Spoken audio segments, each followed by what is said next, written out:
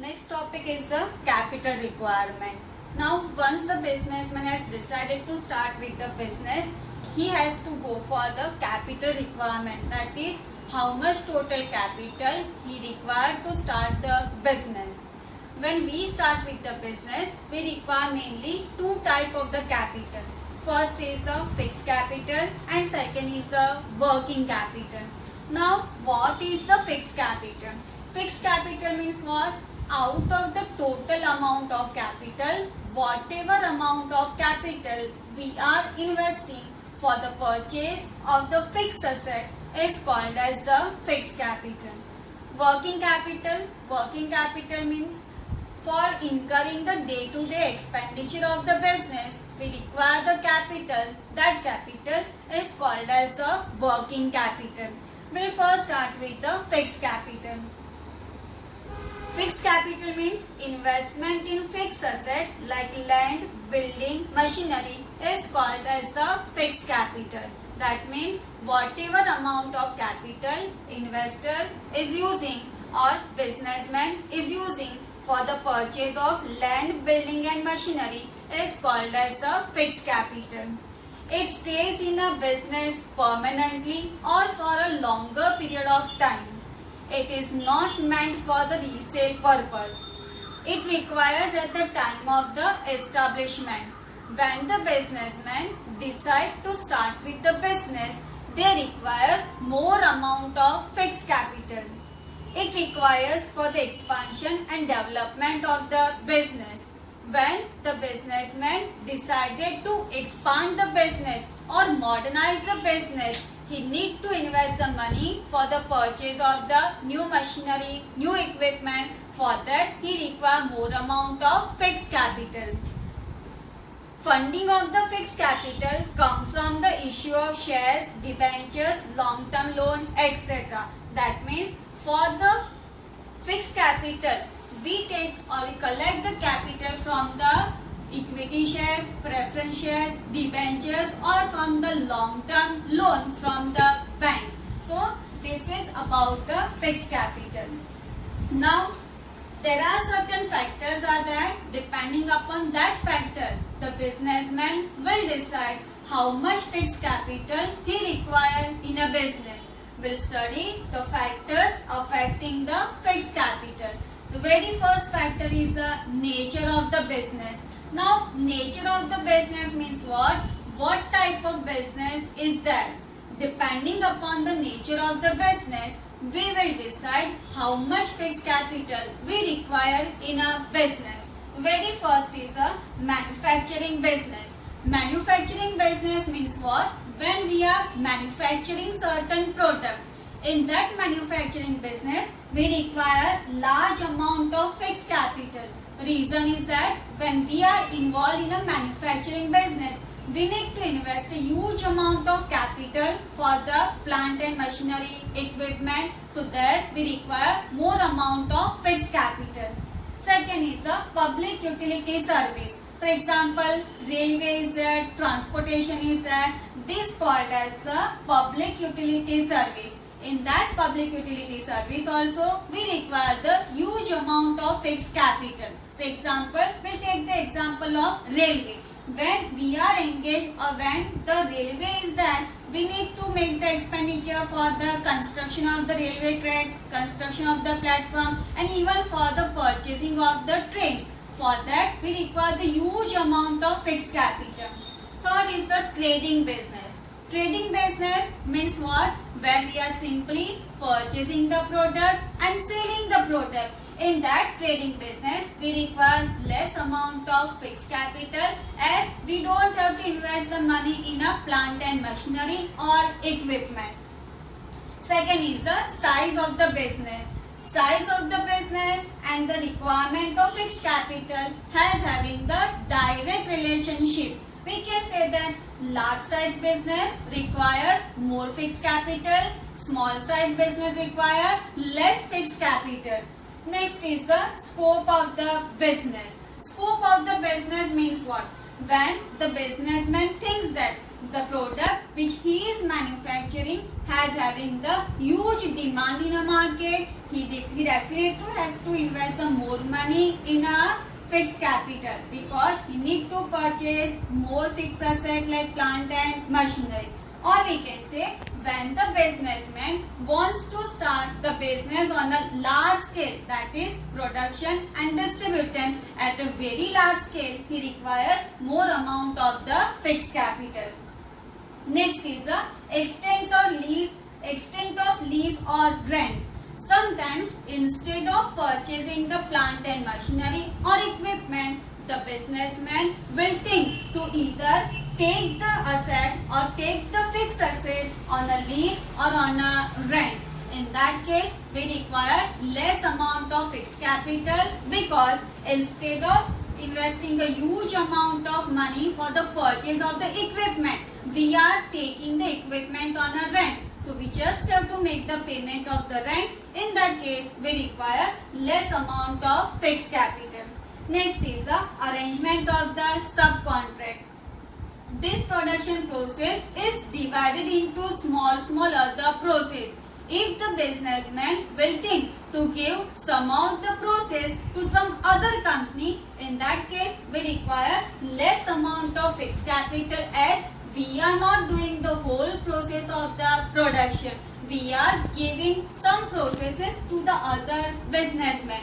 In that case, we require less amount of fixed capital. Next is the acquisition of old asset. Sometimes instead of purchasing the new asset, we will purchase an old asset and then we'll start with the production.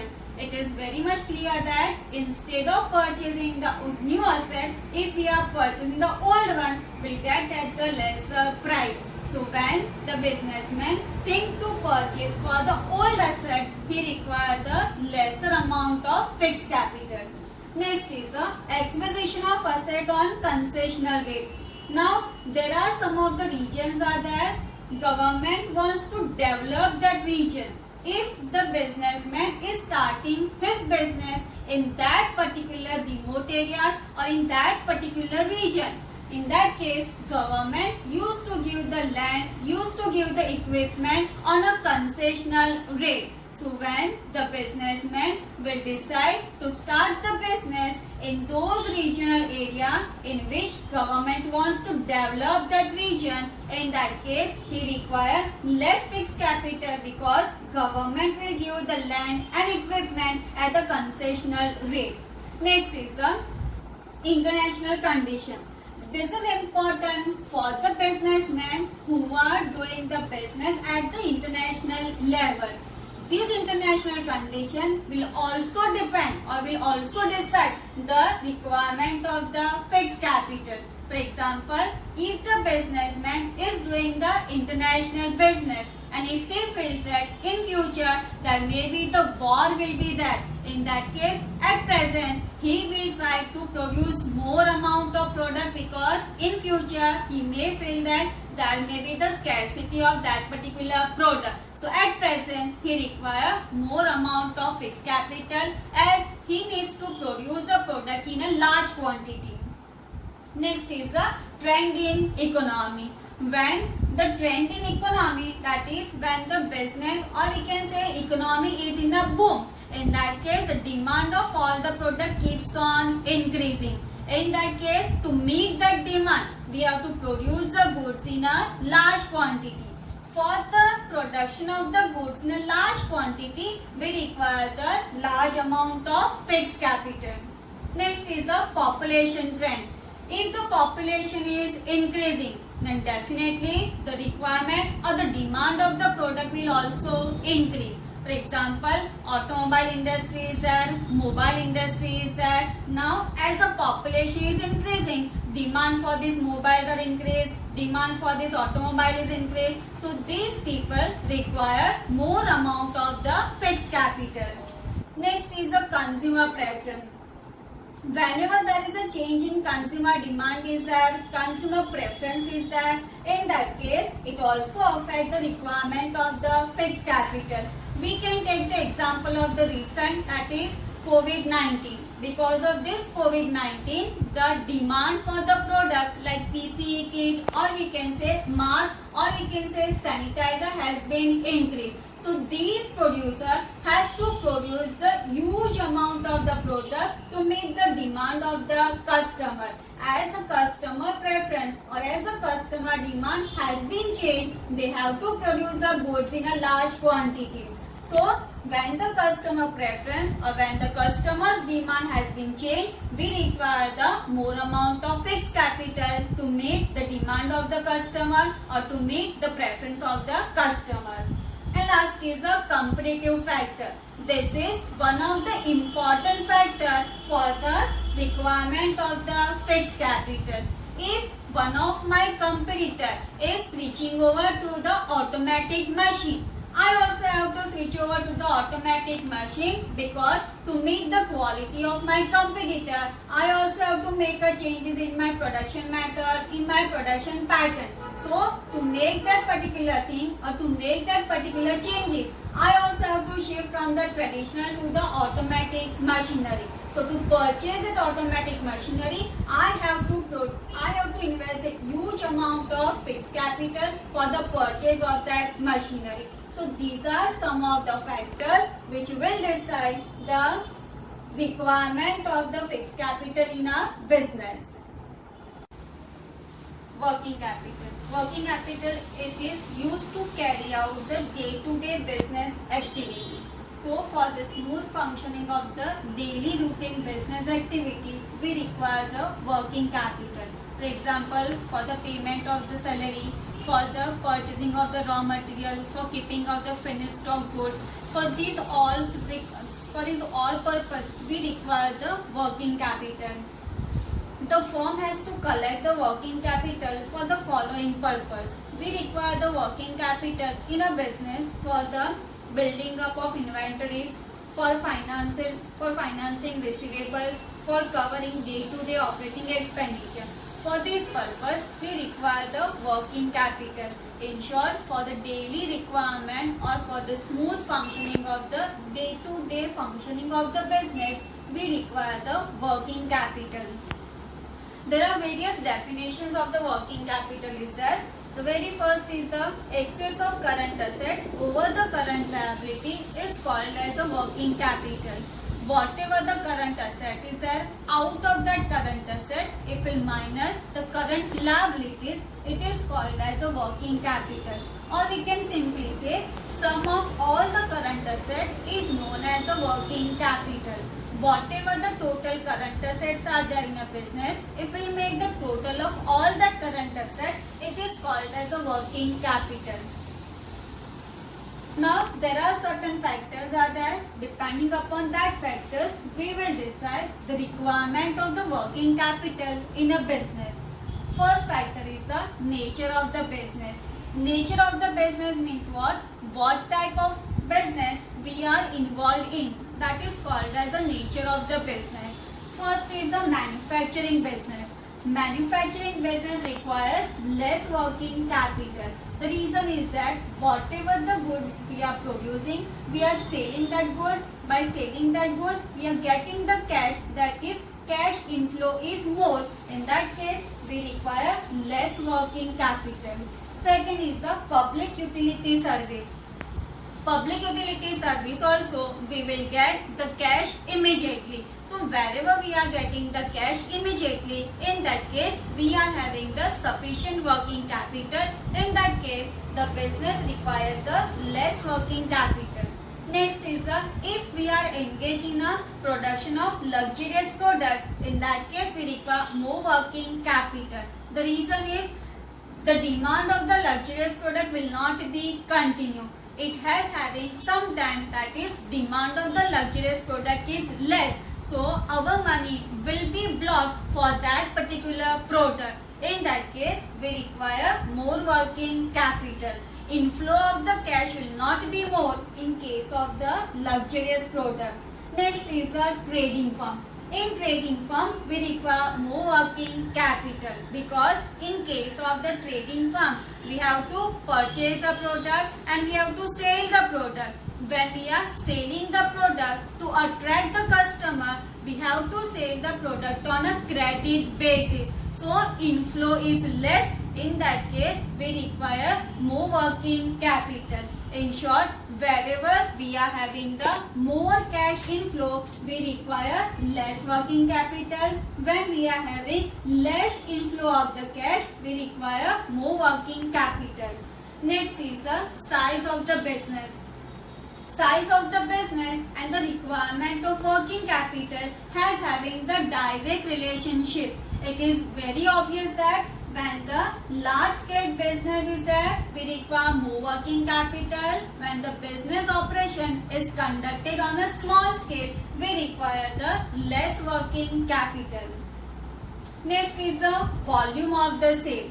Volume of the sale and the requirement of the fixed capital again is having the direct relationship. For example, when the sale is more, or we can say high sale is there, we require more working capital. Reason is that when the sale is more, we need to produce the goods in a large quantity, or we need to purchase the goods in a large quantity. For that purchase of the raw material, purchase of the product, we require more working capital. Next is the low sale. When the sale is low, we have to produce the goods in a small quantity, or we have to purchase the goods in a small quantity. In that case, we require less working capital. So, when the high sale is there, we require more working capital. Low sale is there, we require less working capital. Next is the production cycle. What is the production cycle? Production cycle means the time taken for the manufacturing of the goods, that is for the converting of the raw material into finished product, that is called as the production cycle. Now, when the production cycle is longer period of time, we require more working capital. The reason is that now longer production cycle means what? We are taking a huge time period for converting the raw material into finished product. So for that period of time, we require the working capital to run the business or for the functioning of the business. In that case, production and selling has having the huge time gap. So for that time period, we require the working capital. Next is a shorter production cycle. Shorter production cycle means what? Where we are taking very limited time period for the converting of the raw material into finished product. Where we are producing the goods and immediately we are selling the product. In that case, we require lesser working capital. Next is the business cycle. Business cycle, that means when in an economy there is a boom period is there. Boom period means what? When there is a demand of all the products keeps on increasing. When boom period is there, we require more working capital. Boom period means we will say that the requirement of the product keeps on increasing. To meet that requirement, we have to produce the goods in a large quantity, and for the production of that goods in a large quantity, we require more working capital. In case of the recession, the demand of all the product keeps on decreasing. In that case, we don't have to produce the goods as there is no demand is there. In that case, we require the less working capital. So when in the economy boom period is there, we require more working capital. In recession, we require less working capital. Next is the terms of purchase and sale. Terms of purchase and sale means what? When the manufacturer wants to produce the goods, he has to purchase the raw material, and when he is selling the product, he has to sell the finished product. Now, if the purchase on the cash and the sale is on credit, we require more working capital. It means when the manufacturer is purchasing the raw material, he has to purchase it on a cash basis, and when he is selling the product to the customer, he has to sell it on a credit basis. That means inflow of the cash is not there, outflow of the cash is there. In that case, we require more working capital. In short, when we are purchasing the product on a cash basis and selling the goods on a credit basis, we require more working capital. Reverse. If we purchase the goods on a credit basis and sell it on a cash basis, when we are purchasing the goods on credit basis and sell the goods on a cash basis, inflow of the goods is there, inflow of the cash is there, outflow of the cash is not there. In that case, we require less working capital. In short, when the manufacturer or the seller is purchasing the product on a credit basis and selling the goods to the customer on a cash basis, he requires less working capital. Next is a credit control. Credit control includes the policy of the credit. Second is the volume of the credit and the terms and conditions on which we are selling the goods on a credit basis.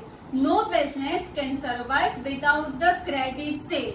To attract the customer, to increase the number of the customer, we have to sell the goods on a credit basis. If the business or if the manufacturer or if the business has having the sound credit policy, they require lesser working capital. If our credit facility or if our credit terms are very liberal, we require more working capital because we are not getting the cash inflow. When we are following the strict credit policy, we require lesser working capital because we are giving we are selling the goods on a credit basis of a limited quantity. Then we are having the proper amount of the money. So in that case, we require lesser amount of the. Next is growth and expansion. When the businessman thinks for the growth of the business, they naturally require more working capital. When we want to expand our business, when we want to grow our business, we require more working capital. Next is the management ability. If the management is able to do the coordination of the various activities properly, we require lesser amount of working capital. If the management is not able to make the proper coordination among the various activities, we require more working capital. For example, if there is a proper coordination between the production and the sale, we require lesser working capital. But if there is no proper coordination is there, in that case we require more working capital. For example, goods are already produced, but as there is no proper coordination, sale is not done on a proper time. In that case, we require more working capital. So if the management is able to coordinate the activities properly, we require lesser amount of working capital. And last is external factors. If the businessman is getting the cash or money whenever they require from the bank or from the financial institute, they require less working capital. But if these people or if the external factors are not giving the money on time, we have to keep some amount of money with the business. In that case, we require more working capital. So external factors also decide the requirement of the working capital in a business. If we are getting the money easily from the external factors, we don't require working capital, and it is difficult to get the money from the external factors, we require more working capital in our business.